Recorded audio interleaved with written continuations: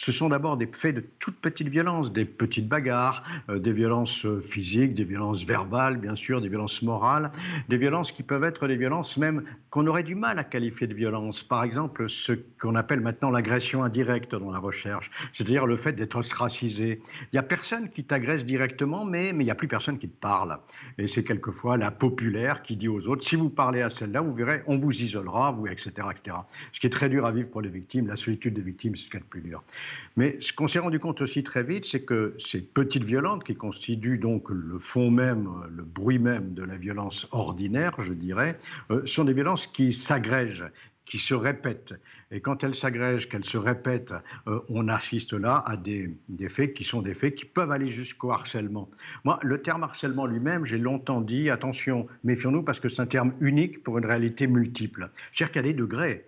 Il y a des degrés dans la multivictimation. On comprend bien ce que ça peut être la multivictimation, le degré ultime étant le harcèlement. Mais qui, effectivement, dans tous les pays du monde, il faut le dire, pas seulement en France, s'est heurté à l'espèce de « mais c'est normal, c'est naturel, ça s'est toujours passé, il faut bien que les gosses s'endurcissent ».